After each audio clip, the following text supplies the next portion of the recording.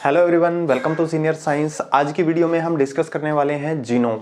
ठीक है, हमारी जो प्रीवियस वीडियो थी उसके अंदर हमने डिस्कस कर लिया है पूरा का पूरा जो जीन पार्ट था, डीएनए का जो जीन पार्ट था उसको हमने डिस्कस किया है और वेरियस जो थ्योरी थी अबाउट द जीन वो भी हमने देख ली है।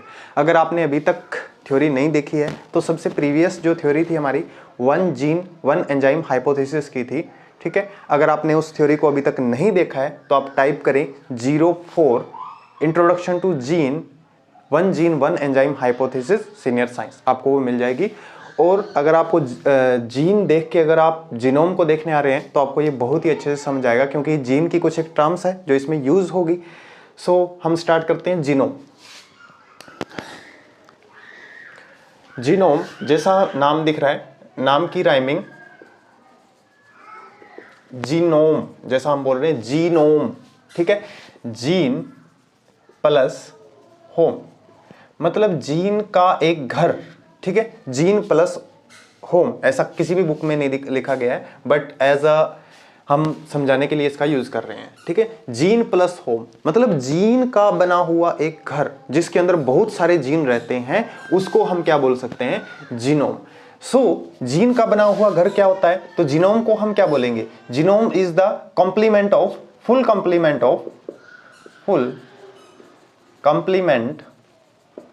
Of DNA. डीएनए का पूरा कंप्लीमेंट क्या हो जाएगा? जीनोम हो जाएगा। ठीक है, क्योंकि डीएनए के अंदर क्या चीज प्रेजेंट होती है? एक तो जीन पार्ट प्रेजेंट होता है, प्लस उसके अलावा अगर हम डीएनए के अंदर देखें, एक तो जीन पार्ट प्रेजेंट होगा एंड इसके अलावा जो दूसरा पार्ट होगा इंटरजेनिक पार्ट प्रेजेंट होगा।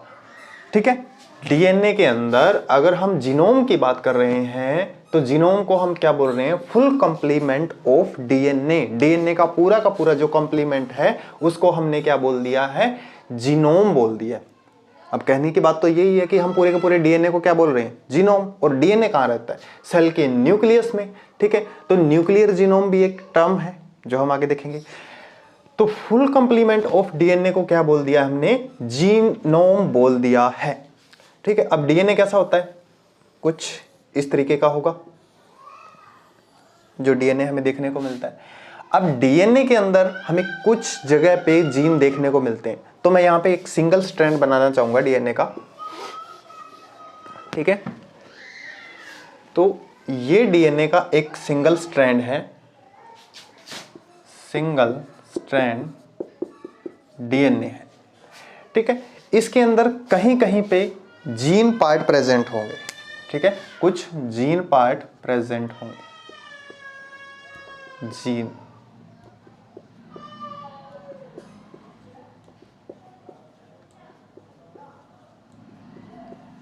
ये क्या हो जाएंगे? जीन पार्ट हो जाएगा डीएनए का।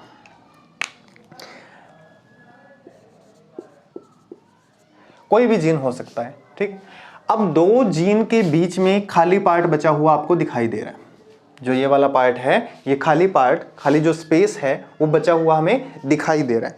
तो इस बचे हुए स्पेस का नाम हम क्या देंगे? जो बचा हुआ स्पेस हमें दिखाई दे रहा है, इस बचे हुए स्पेस का the space between two genes on strand of DNA complement. ये डीएनए कंप्लीमेंट के ऊपर हम क्या बोल सकते हैं? Space between two gene in DNA complement, it is called intergenic part. Intergenic part. ठीक है, जैसे प्लांट के केस के अंदर पढ़ते हैं, दो नोड के बीच में जो स्पेस होता है उसको हम क्या बोलते हैं? इंटरनोड बोलते हैं। ऐसा ही जीन के केस में हमें देखने को मिलेगा।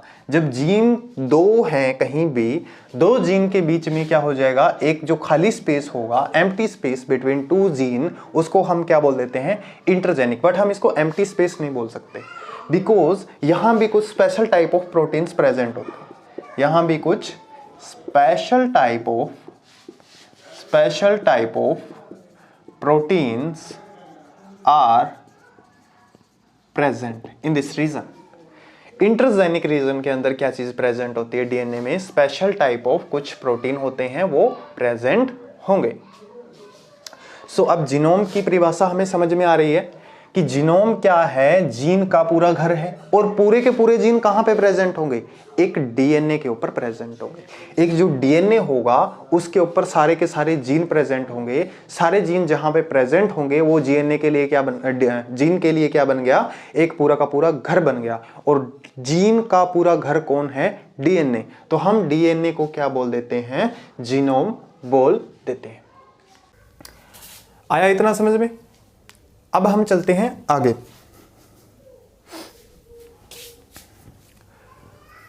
जीनोम क्या कैरी करके रखता है, जो जीनोम है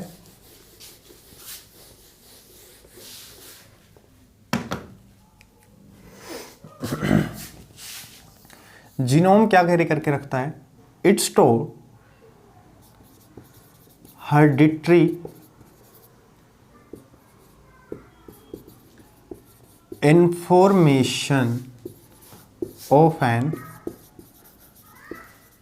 ऑर्गेनिजम्स। कोई भी ऑर्गेनिज्म है जीनोम के पास उसकी हेरिडिटरी इंफॉर्मेशन स्टोर होगी in the form of encoded mean उसका छोटा संक्षिप्त रूप बना देता है। इनकोडेड का मतलब क्या है, उसका एक छोटा सा रूप होगा। In the form of DNA and RNA की फॉर्म में क्या कर देगा, वो इन इंफॉर्मेशन को स्टोर करके रखता है genome in the form of DNA and RNA. तो डीएनए और आरएनए क्या रहेंगे, किसी की जो जेनेटिक इंफॉर्मेशन है उसके लिए क्या रहेंगे, स्पेसिफाइज रहेंगे। स्पेसिफाइज फॉर जेनेटिक इंफॉर्मेशन, ठीक है।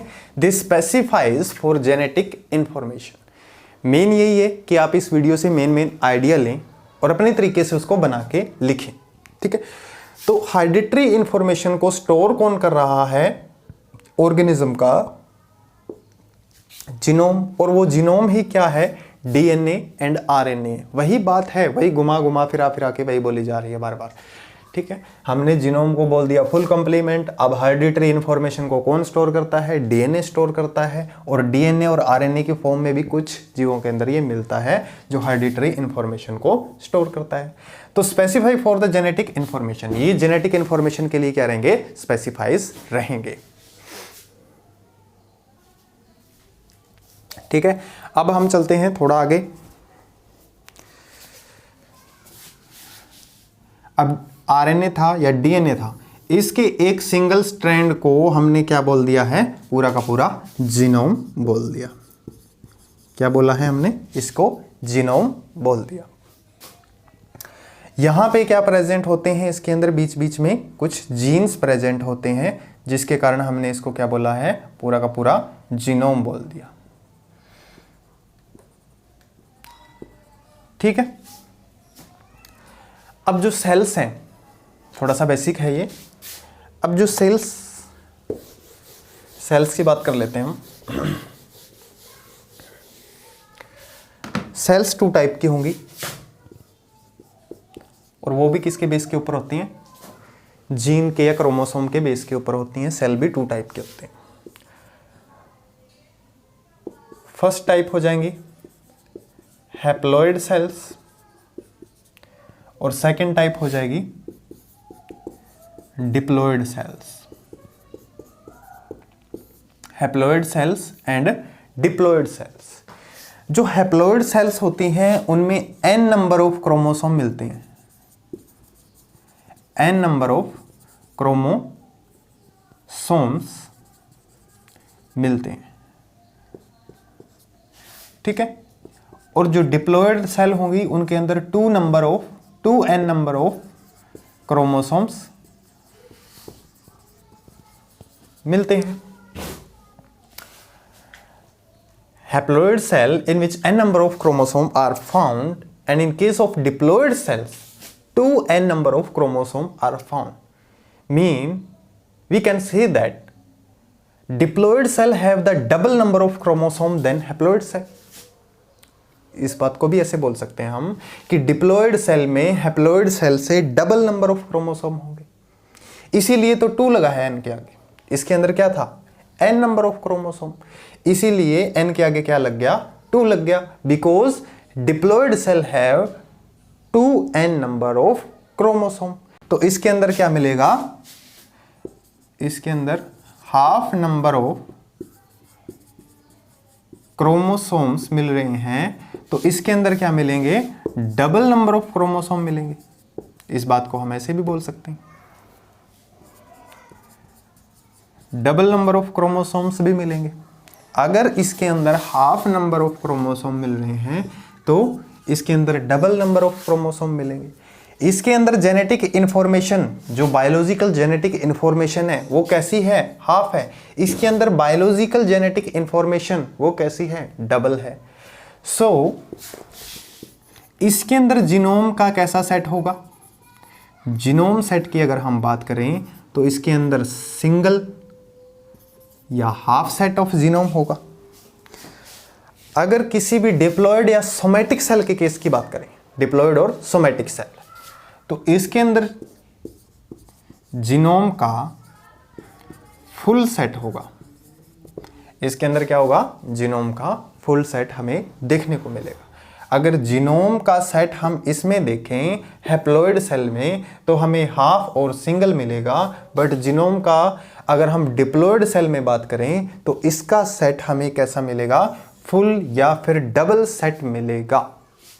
ठीक है, या किसी भी सोमैटिक सेल की हम बात कर रहे हैं, सोमैटिक सेल, किसी भी सोमैटिक सेल की हम बात कर रहे हैं तो वहां पे हमें जीनोम के अंदर क्या मिलेगा, पूरा का पूरा फुल सेट मिलेगा। तो इसका एग्जांपल हमने देख लिया है कि सोमैटिक सेल इसका एग्जांपल दे सकते हैं। इसके एग्जांपल में हम क्या दे सकते हैं, सिंगल सर्कुलर डीएनए हो सकता है, ठीक है, या रेट्रो वायरस आरएनए भी इसका एग्जाम्पल हो सकता है। ठीक है, ये क्या होंगे, हैप्लॉयड सेल, ये क्या हो जाएंगे, डिप्लॉयड की बात हो जाएगी। अब एक single strand full set of single full set की बात करें तो मैंने उसमें आपको बताया कि बीच बीच में जीन्स प्रेजेंट होते हैं और बीच में जो खाली स्पेस होता है उसको हम क्या बोल देते हैं, इंटरजेनिक पार्ट बोल देते हैं। उसको हम क्या बोल रहे हैं, इंटरजेनिक पार्ट बोल रहे हैं। ठीक है, यहां पे कोडिंग सीक्वेंस प्रेजेंट होती है और इस पार्ट पे क्या होगी, इस पार्ट पे क्या होगी, नॉन कोडिंग सीक्वेंस प्रेजेंट होगी, नॉन कोडिंग सीक्वेंसेस प्रेजेंट होंगी। तो हम बात करते हैं कि जो जीनोम टर्म है वो कहां से आई है। टर्म, जीनोम की जो टर्म है, जीनोम नाम सबसे पहले हैंस विंकलर इन्होंने दिया था। ठीक है, जीनोम नाम सबसे पहले किसने दिया था, हैंस विंकलर ने। ये कौन थे, प्रोफेसर ऑफ बॉटनी। ठीक है, बॉटनी की एक बहुत ही एक यूनिवर्सिटी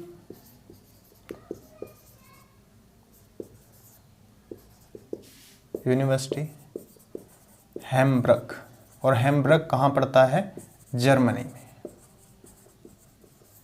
तो इन्होंने जीन की टर्म दी थी 1920 में।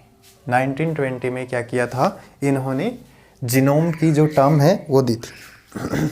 जीन को इकट्ठा करके डीएनए को इन्होंने क्या बोल दिया था, डीएनए को क्या बोल दिया था, पूरा का पूरा जीनोम बोल दिया। अब इन्होंने कुछ खास बातें कही, वो कुछ एक खास बातें कही कि डीएनए को हम जीनोम बोल रहे हैं बिकॉज किसी भी ऑर्गेनिज्म का जीन, किसी भी ऑर्गेनिज्म का जीनोम है, उसके अंदर क्रोमोसोम्स सीक्वेंस प्रेजेंट होगी। कोई भी डीएनए है उसके अंदर क्रोमोसोम सीक्वेंस प्रेजेंट होगी। क्या चीज होगी, जो कोई भी डीएनए है उसके अंदर क्या होगी, क्रोमोसोम सीक्वेंस प्रेजेंट होगी। उस जो क्रोमोसोमल सीक्वेंस है उसको कंप्लीट कौन कर रहा है? Complete bye genome. जीनोम ही ऐसा है जो उस क्रोमोसोमल सीक्वेंस को क्या कर रहा है? कंप्लीट कर रहा है। ऐसा ही उन्होंने न्यूक्लियर जीनोम के केस में अप्लाई कर दिया। न्यूक्लियर जीनोम के केस में क्या कर दिया? अप्लाई कर दिया। उन्होंने जो न्यूक्लियर जीनोम थे, फॉर एग्जाम्पल एक सेल होती है, सेल के अंदर कुछ एक ऑर्गेनेलिज होती है, फॉर एग्जाम्पल माइटोकॉन्ड्रिया या फिर प्लास्टिड्स। इन ऑर्गेनेलिज के पास क्या होता है? इनका खुद का डीएनए होता है, ठीक है। या फिर सेल का न्यूक्लियस के पास खुद का डीएनए होता है, वो तो सेल का ही मान लिया जाएगा।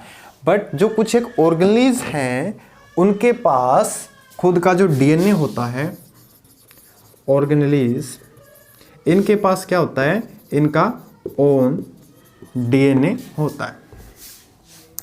अब इन डीएनए को भी इन्होंने क्या बोल दिया था? जीनोम की टर्म दे दी थी। इन डीएनए को भी क्या बोल दिया था? इसको भी जीनोम की टर्म दे दी थी। तो जीनोम की टर्म देने के पीछे इनका रीजन क्या था?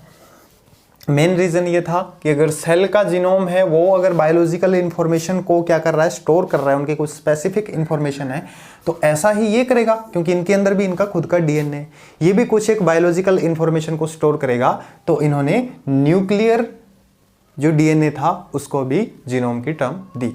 तो कुछ एक जीनोम है, उनके साइज हैं, उनको देखेंगे हम। जैसे कि वायरसेस के अंदर देखते हैं, वायरस जो जीनोम का साइज है कितना होता है? सबसे पहले वायरस जो जीनोम है उसको देखते हैं।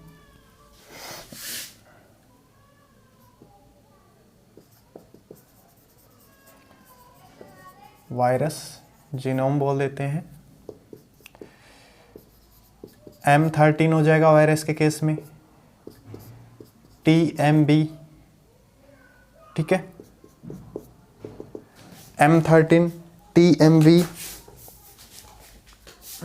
ठीक है। Third one retro virus. इनका जो साइज रहेगा,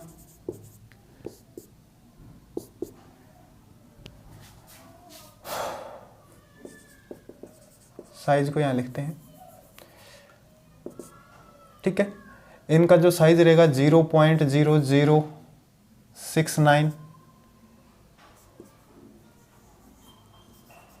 MB, ठीक है, 0.0069 MB में रहेगा साइज। 0.0069 MB ही किसका रहेगा? TMB का।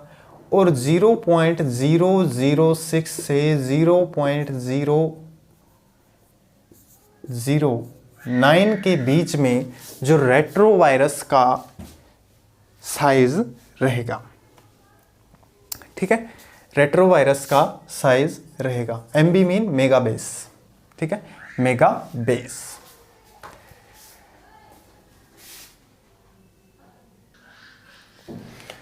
ऐसे ही केस में कुछ आते हैं prokaryotes.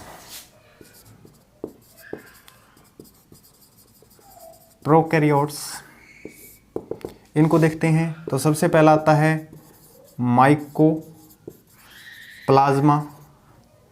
Second one E coli. ये तो बहुत ज़्यादा नाम सुनने को मिलेगा हमें, बायोटेक्नोलॉजी की बात कर रहे हैं तो माइकोप्लाज्मा केस में इसका साइज कितना होगा?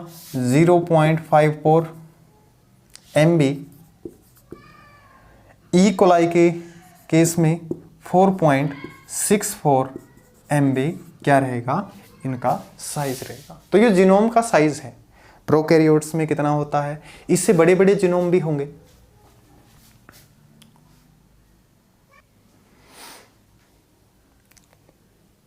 इससे बड़े साइज के भी क्या मिलेंगे हमें? जीनोम मिलेंगे। तो इससे बड़े साइज के कौन से जीनोम हो सकते हैं? यूकैरियोट्स के। फर्स्ट ड्रोसोफिला, इसकी बात करें तो इसका साइज होगा 140 MB का, 140 MB इसके जीनोम का साइज रहेगा। And in case of Triticum aestivum,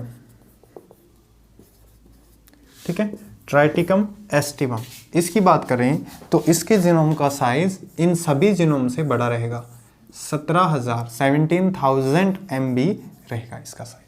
तो सबसे बड़ा साइज किसका रहेगा? ट्राइटिकम एस्टिवम, ठीक है। जेनेटिक नेम है ट्राइटिकम एस्टिवम, बायोलॉजिकल नेम बोल सकते हैं या बोटेनिकल नेम बोल सकते हैं।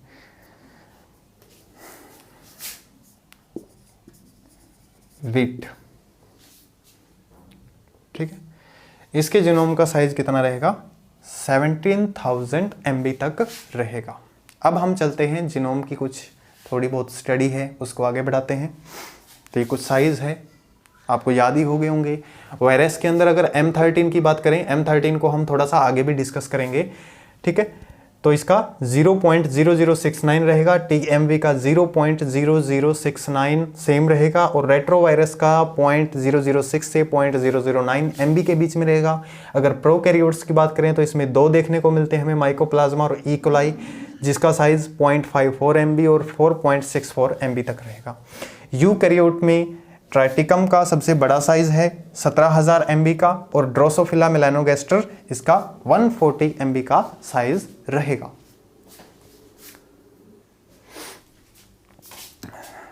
तो देखते हैं आगे जीनोम। जीनोम को हम आगे कंपेराइज कर सकते हैं non chromosomal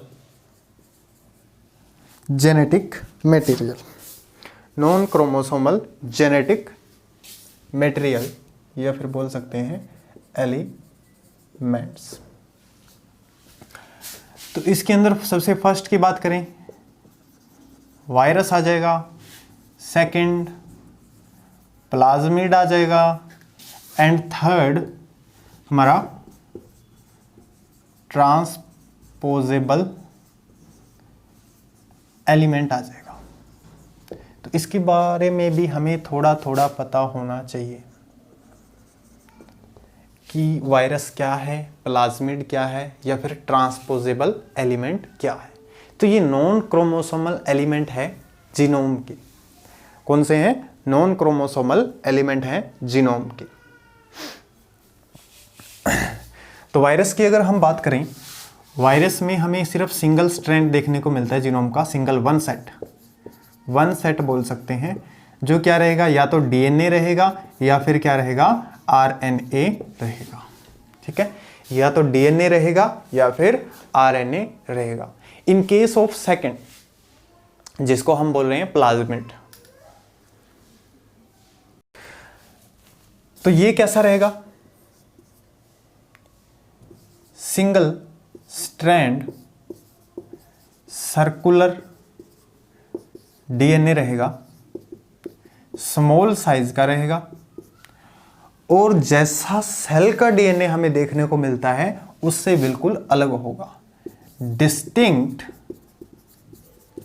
from cells DNA। Single strand circular DNA है, small in size and distinct from cells DNA। Cells का जो DNA है उससे बिल्कुल ही अलग रहेगा, बिल्कुल ही भिन्न रहेगा, जिसको हम बोल सकते हैं ट्रांसपोजेबल एलिमेंट। इनको एक अलग नाम दिया जाता है जंपिंग जीन। इनका एक अलग नाम है, क्या बोलते हैं इनको? जंपिंग जीन भी बोलते हैं। इनको जंपिंग जीन ही क्यों बोला जाता है? क्योंकि इनके अंदर जो DNA सीक्वेंस होती है वो क्या करती रहती है, अपनी पोजीशन को बदलती रहती है, अपनी पोजीशन को क्या करती रहेगी, चेंज कर लेती है from one position to second position in case of on genome. Genome के ऊपर क्या करती रहेगी, अपनी पोजीशन को चेंज करती रहेगी। तो हमने किन किन को जान लिया है, नॉन क्रोमोसोमल जो एलिमेंट है उनको जाना है। जीनोम के जो पार्ट है नॉन क्रोमोसोमल एलिमेंट, 3 पार्ट है, वायरस है, प्लाज्मिड है या ट्रांसपोजेबल एलिमेंट है। ट्रांसपोजेबल एलिमेंट का एक थर्ड नाम हमने देखा है जंपिंग जीन। तो सबसे पहले हम वायरस से स्टार्ट करते हैं। सिंगल स्ट्रैंड होगा, इनके अंदर सिंगल सेट ऑफ जीनोम होगा और इसको क्या बोल सकते हैं हम, डीएनए या फिर आरएनए भी बोला जा सकता है। Plasmid single stranded circular DNA होगा, स्मॉल इन साइज होगा, distinct from the cell DNA, जैसा सेल का डीएनए होता है उससे बिल्कुल ही अलग होगा। ट्रांसपोजेबल एलिमेंट कैसे होते हैं, इनको क्यों जंपिंग जीन बोला जाता है, क्योंकि इनके अंदर एक डीएनए की सीक्वेंस क्या करती है, अपना पोजीशन जो चेंज करती रहती है, इस पोजीशन से दूसरी पे, दूसरी पोजीशन से वापस से, तो वो जंपिंग जीन कहलाते हैं इसी कारण।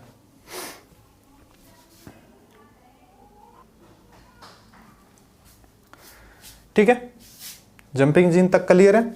अब चलते हैं आगे। अगर हम किसी भी ऑर्गेनिज्म के जीनोम को क्या कर देते हैं, स्ट्रेच कर देते हैं, यूं फैला देते हैं, तो इसका मतलब ये हो जाएगा हम क्या कर रहे हैं, उसको रीड कर रहे हैं। When genome of a particular organism sequenced, एक पार्टिकुलर ऑर्गेनिज्म के जीन को सीक्वेंस किया जाता है, सीक्वेंस्ड किया जाता है, तो उसके अंदर सबसे पहले हमें क्रोमोसोम्स देखे हमने, तो एक छोटी सी जानकारी ले लेते हैं क्रोमोसोम्स की। हमारी ही सेल ले लो, human cell. Total number of chromosome कितने होंगे, 46। ठीक है, हाफ सेट के अंदर कितने होंगे, सिंगल सेट के अंदर, सिंगल सेट ऑफ जीनोम, अगर हम सिंगल सेट ऑफ जीनोम को रीड कर रहे हैं या उसको सीक्वेंस कर रहे हैं तो उसके अंदर कितने होंगे, 23 क्रोमोसोम होंगे। इसके अंदर से ऑटोसोम्स कितने होंगे, 22 and one of each type of chromosome, जो कौन सा होगा, सेक्स क्रोमोसोम होगा, वो कितने होंगे, 1 होगा, या तो X होगा या Y होगा। इन केस ऑफ फीमेल दोनों ही X होते हैं। ठीक है, तो जब हम इसको सीक्वेंस करते हैं किसी भी ऑर्गेनिज्म के किसी भी डीएनए को, जब हम एक पार्टिकुलर ऑर्गेनिज्म के डीएनए को जब हम सीक्वेंस में करते हैं तो हम क्या डिटरमाइन करते हैं, उसके अंदर पार्टिकुलर ऑर्गेनिज्म के डीएनए के अंदर एक सेट है किसका, क्रोमोसोम का, और वो कौन से क्रोमोसोम है, ऑटोसोम्स, और उसके अंदर सिंगल टाइप का ईच ऑफ वन, कोई सा भी हो सकता है, या तो X हो सकता है या फिर Y हो सकता है, एक क्रोमोसोम होता है जिसको हम क्या बोलते हैं, सेक्स क्रोमोसोम, जिसको हम क्या बोल देते हैं, सेक्स क्रोमोसोम। इसके अंदर क्या होता है, प्रेजेंट होता है। तो इसीलिए जो जीनोम है, इसीलिए जो जीनोम है इसके लिए एक फ्रेज यूज की जाती है, फ्रेज यूज की जाती है जिसको हम बोलते हैं जेनेटिक मेकअप। जेनेटिक मेकअप, कई बार जीनोम की जगह ये भी लिखा होता है जेनेटिक मेकअप। तो ये एक फ्रेज है जो जीनोम के लिए यूज की जाती है। इसके बाद आता है जीनोमिक, जो मेन टर्म है। What is genomic?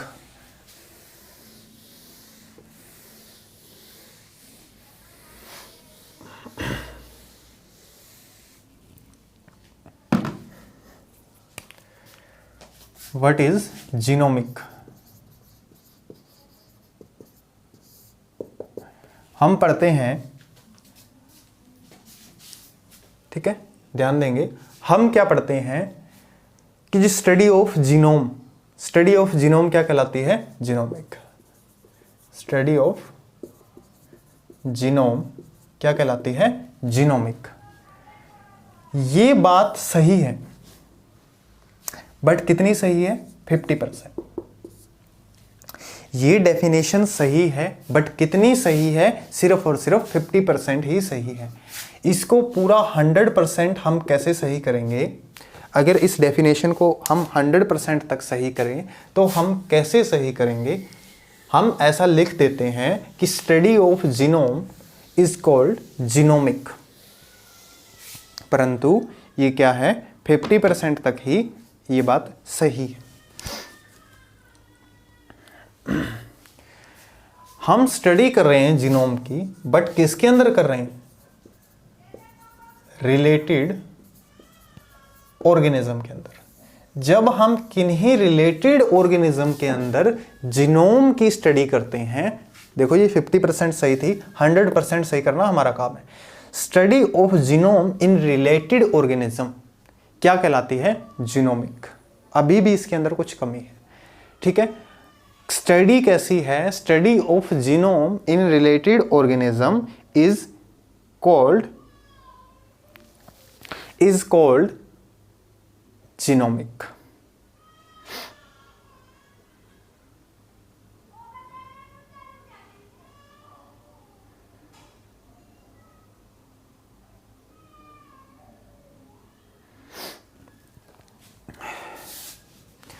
तो हम स्टडी ऑफ, यहां से इसको हम ठीक करेंगे थोड़ा, study of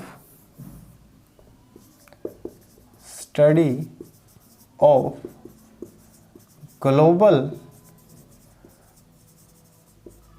properties of genome is called genomic in case of related organism. In case of related organism, दो रिलेटेड ऑर्गेनिज्म है, दोनों रिलेटेड ऑर्गेनिज्म के अंदर उनकी जो ग्लोबल प्रॉपर्टीज है जीनोम की, उसकी स्टडी की जा रही है, तो उसको हम क्या बोल रहे हैं, जीनोमिक बोल रहे हैं। What are the global properties, what are the global properties.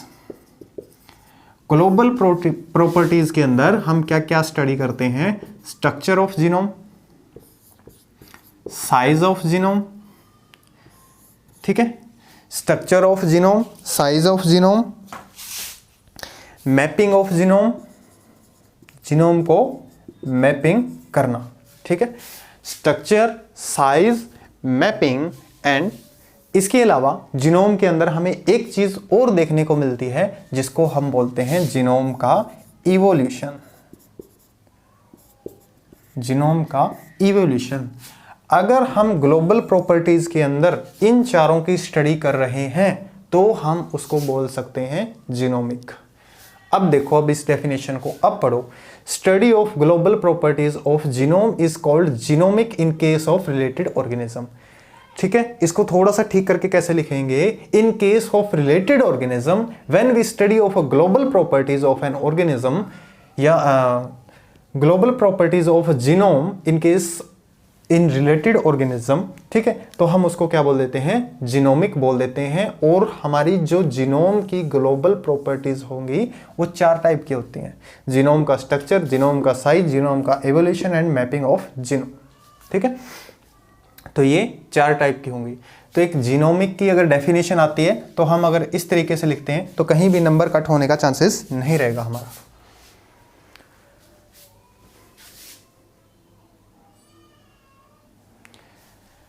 ठीक है, आया इतना समझ में।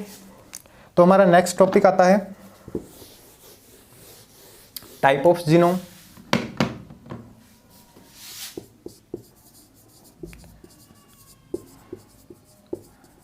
Type of genome, type of genome में जीनोम 3 टाइप के होंगे, वायरल, प्रोकैरियोटिक, यूकैरियोटिक, ठीक है।